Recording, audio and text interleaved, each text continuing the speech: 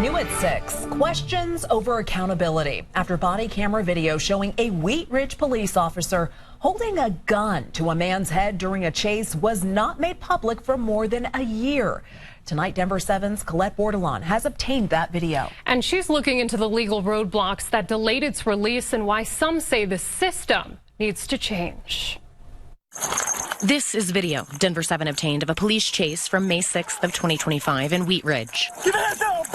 You're balling your head! For about 10 seconds, What'd I do? an officer holds a gun to the man's head, who's already on the ground. The materials themselves are jarring. But why are we seeing this more than a year later? If something happens, they'll say that they don't want this on someone's record, and so they seal it, which means that it doesn't exist anymore. This is Andrew Friele. He's an investigative journalist and the founder of a nonprofit organization called Blue Surveillance. He fought for months to get his hands on this body camera video. You matched the description of a male that apparently stole a laptop. When you saw it, what was your reaction?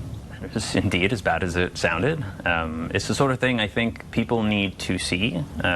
People should be able to see. The video shows Officer Carlos Beaudry holding the gun. He had worked with the Wheat Ridge Police Department since the summer of 2023. A quick check of Beaudry's peace officer standards and training status shows he was fired in August of 2025 and that he voluntarily relinquished his certification in March of this year. That's what sparked Friele's interest in this case. One of the first documents that I got from Wheat Ridge was his disciplinary memorandum, which is basically saying why he got terminated. And the department was looking into it because they said that that was not okay. The department launched an investigation into Beaudry's actions at the end of May in 2025, and he was placed on leave. This use of force report obtained by Denver 7 shows that an academy coordinator, quote, knows for certain that Officer Beaudry was never taught to place a gun to a subject's head during an arrest. The Wheat Ridge Police Chief, Chris Murtha, reviewed the investigation and found that Beaudry's conduct was unacceptable and said the district attorney's office decided not to prosecute the case in large part due to Beaudry's actions. I requested the body cam footage. They said there was no responsive records, which doesn't make sense because by law they had to have still been retaining the record because of they're allowed to get rid of it after a certain amount of time, but we were still in that time frame. Friele says he figured out the man who was chased had his case sealed. It is a relatively common request now. And, I think that the purpose behind it is to give folks a fresh start. Defense attorney Eric Faddis sat down with us to discuss how sealed cases work when it comes to law enforcement records. On the one hand, the record sealing laws require law enforcement to say no public criminal records exist with respect to this case.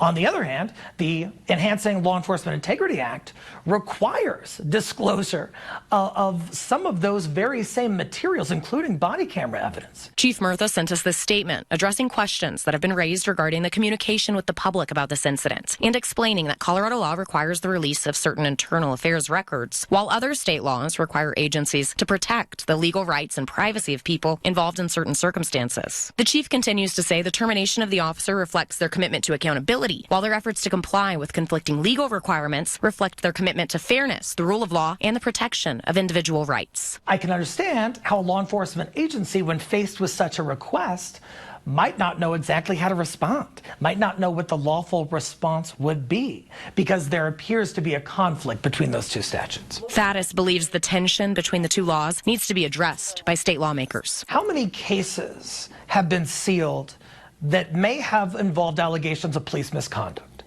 And does that mean that those allegations, those incidents are just lost to time forever? An issue Friele fought to bring to light. I feel like the public won. At least temporarily and at least for this one small thing, the public won. And an issue that otherwise might have been missed. Colette Bordelon, Denver 7.